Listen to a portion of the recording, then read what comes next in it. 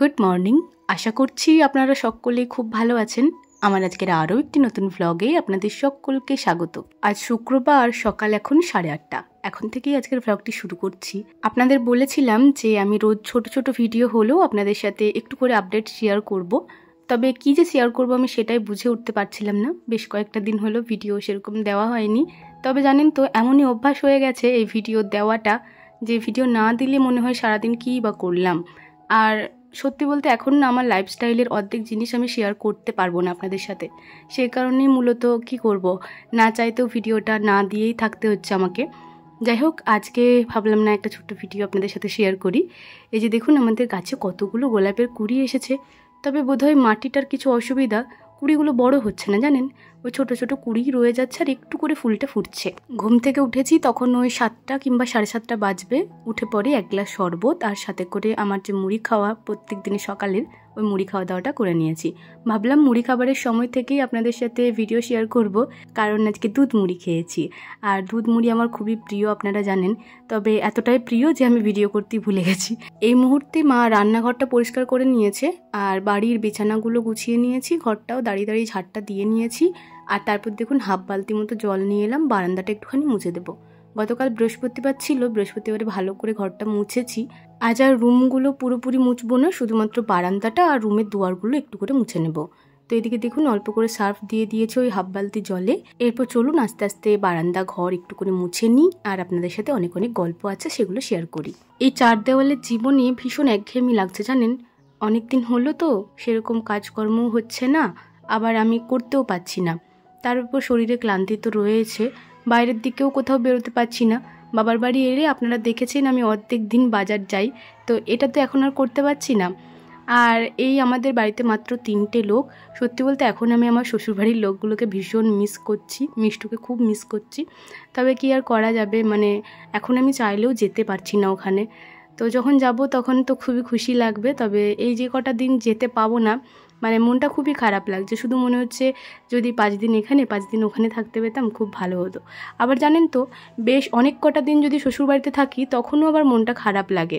যেহেতু সুব্রত নেই, প্রথম কয়েকটা দিন তো বেশ ভালো লাগে, ঘরটর গোছাই আর করি। তারপর আবার জানি কেমন একটা খালিপনা থাকে মনের মধ্যে, যে ভালো লাগছে না। একবার বাবার বাড়ি যাই কিংবা সুব্রতকে বলি বাড়ি এসো বাড়ি এসো, ওকে তো সবসময় বিরক্ত করতেই থাকে। এই মুহূর্তে আমার মনের মধ্যে কি চলছে সেটা আমি নিজেই বুঝতে পারছি না। শুধু মনে হচ্ছে কোথাও যেন একবার ঘুরে আসি কিংবা শ্বশুরবাড়ি থেকে একবার ঘুরে আসি, এই হচ্ছে জানেন। তবে হয়তো এখন আমি আর যেতে পাবো না শ্বশুরবাড়ি, বেশ কয়েকটা দিন পরেই আমি যেতে পাবো। তো দেখা যাক এখন কখন যাব না যাব। যাই হোক, এদিকে দেখুন আমার ঘরটা মোছা হয়ে গেছে আর মা ওদিকে জামা কাপড় কাচা ধোয়া করছে। আজকে ভাই ঠাকুরকে জলটা দিয়ে দিয়েছে, ভাই স্নান করার পর মা ওদিকে ভিজিয়ে রাখা জামা কাপড়গুলো কেচে নিচ্ছে। আমার ঘর মোছা তো হয়ে গেল। সারাদিন এখন কাজকর্ম বলতেই সকালের বাসি কাজগুলো আস্তে ধীরে মুড়ি খাওয়ার পরে করে নিই। তাও আমি অনেকটা বেলাতে শুরু করি, খাওয়া দাওয়া করতে করতে আমার 8টা বেজে যায়। তারপর আস্তে আস্তে আর কি এই কাজগুলো করে নিই। আগে তো সকালের এই বাসি কাজকর্মগুলো সব আমি একাই কমপ্লিট করে নিতাম। এই যেমন রান্নাঘর পরিষ্কার করা, এই ঘর পরিষ্কার তো আছেই, তারপর মুড়ি খাওয়া দাওয়া বানানো। তবে এখন আর রান্নাঘরে আমি যাই না, মা বলে অত তোকে করতে হবে না, ঘরের কাজগুলো যদি টুকটুক করে পারিস তো ওটুকু করে দেন, হয়তো ওটুকুনো করতে হবে না। তো এখন আর রান্নাঘরে যাই না, এই যে ঘরের সকালের কাজগুলো যেগুলো দেখালাম ওগুলোই একটুখানি করে নিই। তো এই সময় তো আমার ঘরের কাজ তো হয়ে গেছে। আজকে সকালবেলা দিদিমা দুধ দিয়ে পাঠিয়েছিল, আর অরবিন্দ মামার হাতেই তো দুধটা দিয়ে পাঠাই। গতকালকে আমাদের বাড়িতে মামা এসেছিল, তো মামা বলছিল যে আমাদের গাছে অনেক পেয়ারা হয়েছে, খাবি কি? তো আমি বললাম হ্যাঁ দিয়ে পাঠাবে, খাবো যদি ভালো হয়। আমাদের গাছেও পেয়ারা হচ্ছে, তবে ভীষণ পোকা ভেতরে। তো মামা দেখুন পেয়ারা দিয়ে পাঠিয়েছে, সেই পেয়ারাই একটা কেটে নিলাম আর 4টে মতো খেজুর নিয়েছি। ওপর থেকে বিট লবণ ছিটিয়ে এখন পেয়ারাগুলো খাচ্ছি। সকালবেলা মুড়ি খাওয়া দাওয়া করেছি, আবারও খাবো আলু সেদ্ধ দুধ মুড়ি। তবে মায়ের হোক তারপরেই খাবো, কারণ আমি অনেকটা বেলাতেই খেয়েছি, এত রাত্রে আমি আবার খেতে পারবো না। বেশ অনেক কটাই তো মা জামা কাপড় ভিজিয়েছে, ওগুলো কাচা ধোয়া করে মায়ের স্নান করতে এখনও ঘন্টাখানেক লেগে যাবে। তাই ভাবলাম ততক্ষণে আমি একটা পেয়ারা খাই, তারপর মায়ের সাথে আবার অল্প করে মুড়ি খাবো। এটা পোকা বোঝাই যাচ্ছে না যে এটা পোকা। কত বড় দেখে আবার গোটা ইজেটা শুধু কুড়িগুলো শুধু খেয়ে দিচ্ছে রে। এত বড় পোকা বলে এত বড় বড় পটি হচ্ছে। পোকাটা ফেল দিবে, একটু ফেরে কর, গোটা গাছ নালে খেয়ে দিলে, হাতে জব্দ করে দিলে। আর কটা আছে কি জানি, একটা দিয়ে বলে খেয়ে দিচ্ছে, মনে হয় একটাই আছে। পেরে করে দিদি, পেরে করে দিদি পারে। ডালটা ভেঙে দে।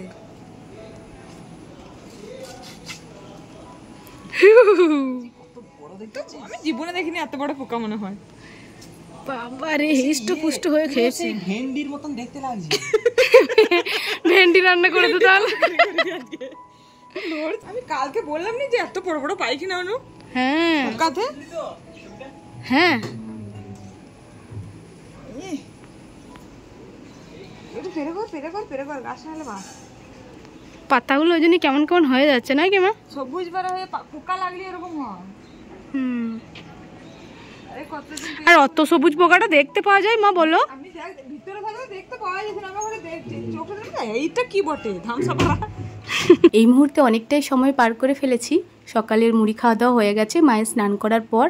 আর তারপর মা রান্নাঘরে এসে এই যে রান্নার কাজকর্ম করছিল আর কি। তো আমাকে বললো আয় খেপি একটু বসবি এখানে। আমার না দুদিন ধরে শরীরটা খুব একটা ভালো লাগছে না জানেন, কেমন অ্যাসিডিটি হয়ে যাচ্ছে। মা বলছে ওটা তুই একটু বেশি বসে রয়েছিস বলে হয়তো, কারণ বেশি তো চলাফেরা করা হচ্ছে না, খাওয়া দাওয়ার পরেই বসে পড়ছি নয়তো শুয়ে পড়ছি। তো মা বলছে একটু হাঁটাচলা করবি তারপরে দেখবি ঠিক হয়ে যাবে। তো আজকে ভাবলাম না আর বসবো না, মায়ের কাছে গিয়েই বসি আর মায়ের হাতে হাতে একটু করে হেল্প করে দিই, সাথে করে আপনাদের সাথে একটা ভিডিও শেয়ার করা হয়ে যাবে। মায়ের হাতটাতে না কেমন র্যাশ বেরিয়ে গেছে জানেন, বেশিক্ষণ হাতটা জলের মধ্যে রাখলে আরও বেশি যেন চুলকানি হচ্ছে। সে কারণে বললাম থাক আমি ডিমগুলো ছাড়িয়ে দিচ্ছি। আর মা দেখুন ওদিকে ডিম আলু সেদ্ধ করে নিয়েছিল, তো ডিমটা তো আমি এদিকে ছাড়িয়ে দিলাম আর আলুগুলো মা ওদিকে কড়াইয়ে ভাজতে দিয়ে দিল। এক পিঠটা মোটামুটি ভাজা হয়েছে, ওপর থেকে আমি অল্প হলুদ দিয়ে দিলাম, এরপর আরেক পিঠটা ভালো মতো ভেজে নেব। আজকে রান্নাটা আমিই করব। চলুন অনেকদিন পর আজকে একটা রেসিপি শেয়ার করব। ছোট্ট মতো কড়াইটা, এটাতে অনেক ভাজাভুজি হয়েছে, সে কারণে অনেক তেল পোড়া পোড়া হয়ে গেছে। আজ একদম অল্প অল্প রান্না, মা বলছে এই কড়াইটাতেই করে নিই, তারপরে কড়াইটা একবারে মেজে নেব। তো ওদিকে আলুটা এক পিঠটা ভেজে এক পিঠে হলুদ মাখিয়ে ভাজতে দিলাম, আর এদিকে ডিমগুলো আমি একটু করে চিড়ে নিচ্ছি। ভাই সবসময় বলে জানেন যে তুই রান্না করবি ডিম রান্নাটা, তোর হাতের ডিম রান্নাটা বেশি ভালো লাগে।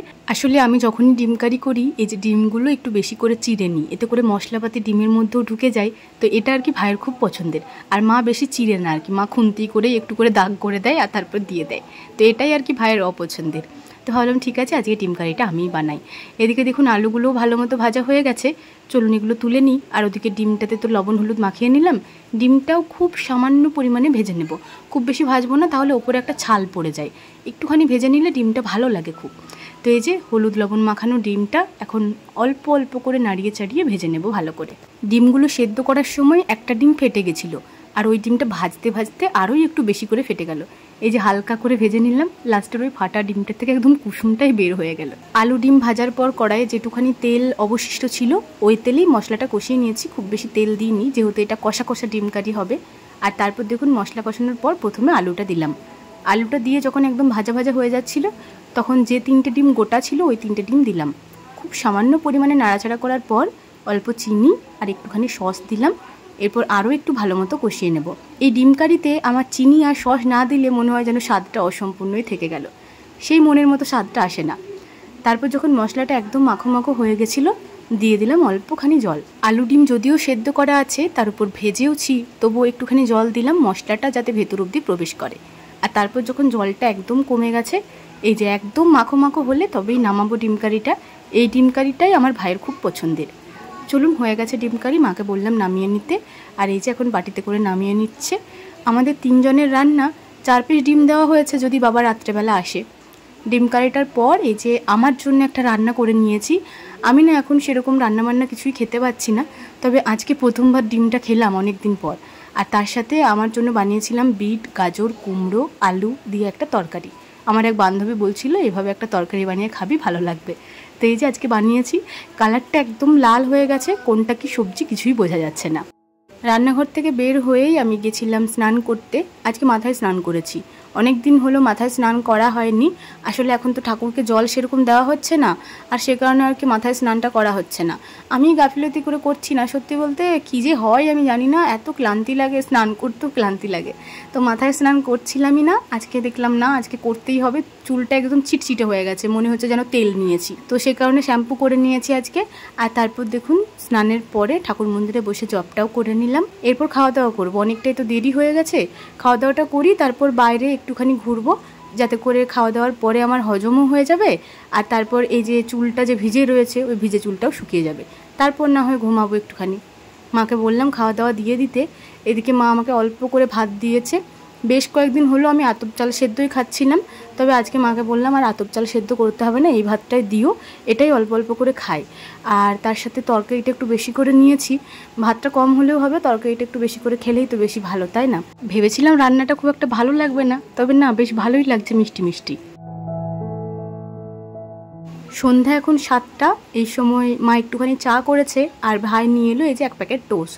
এই টোস্ট দিয়ে আজকে চা খাবো। তো আমিও বললাম মা আমাকে একটুখানি চা দিও, অনেক দিন হয়ে গেল চা খাই না।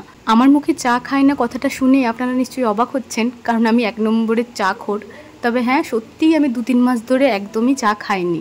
বহুদিন পর আজ ইচ্ছা গেল একটুখানি চা খাওয়ার, তো মাকে বললাম একটুখানি দিও। তবে আমাকে এত ছোটো কাপে দিয়েছে যে টোস্টটাই এর ভেতরে যাচ্ছে না। যাই হোক, টোস্টটা বেশ ভালোই খেতে, তবে এত ছোট ছোট কি বলবো। আমাকে এত ছোট কাপ দিয়েছে যে আমার এটা ভিতর পর্যন্ত যাচ্ছে না। দেখি আর ওদের কাপগুলো দেখুন, নিজেদের আমার ভালো সুবিধা, খাবো না বলে কি এইটুকু। তবে চাটা আজকে আমার মনের মতো হয়েছিল, একদম কম মিষ্টি দিয়ে ভীষণ ভালো লাগছিল চাটা খেতে। আজ বিকালেই মাকে বলেছিলাম মা সন্ধ্যার পরে কিন্তু লুডো খেলতে বসবো। তো মা চা খাওয়ার পরে ওদিকে রুটিটা করে নিয়েছে। আজ আর রুটির সাথে কিছু করেনি, কারণ একটু ডিম কারি আছে, তার উপর দুধ রয়েছে, আর আমার জন্য ছানা কাটানো আছে। আমি রাত্রেবেলা মুড়ি খাবো, আমি রুটি খাবো না। তো সে কারণে মা অল্প কটা রুটি করে নিয়েছে। আর তারপর এখন 3 জন মিলে আমরা বসেছি লুডো খেলতে। সত্যি বলতে ফোন ঘাঁটতে ঘাঁটতে এতটাই বিরক্ত হয়ে গেছি যে ফোনটা ছুতেও ইচ্ছা করছে না। সেই জন্য আজ বিকালেই মাকে বলেছিলাম যে মা সন্ধ্যায় কিন্তু লুডো খেলবো, কেউ ফোনে হাত দেবে না। তো সেই মতো আজকে লুডো খেলতে বসেছি। ভীষণ মজা হলো। লাস্টের দিকে তো হাসতে হাসতে মানে সকলেরই পেট ব্যথা হয়ে গেছিলো, এমন অবস্থা। যাই হোক, চলুন আজকে লুডো খেলতে খেলতে ভিডিওটা শেষ করছি। ভিডিওটি কেমন লাগলো অবশ্যই কমেন্টে জানাবেন। ভালো লাগলে একটি লাইক করে দেবেন এবং সাবস্ক্রাইব করে আমার ছোট্ট চ্যানেলটির পাশে থাকবেন। সবাই ভালো থাকবেন, সুস্থ থাকবেন, সাবধানে থাকবেন। দেখা হবে খুব শীঘ্রই পরের কোনো একটি ব্লগে। আজকের মতো টাটা।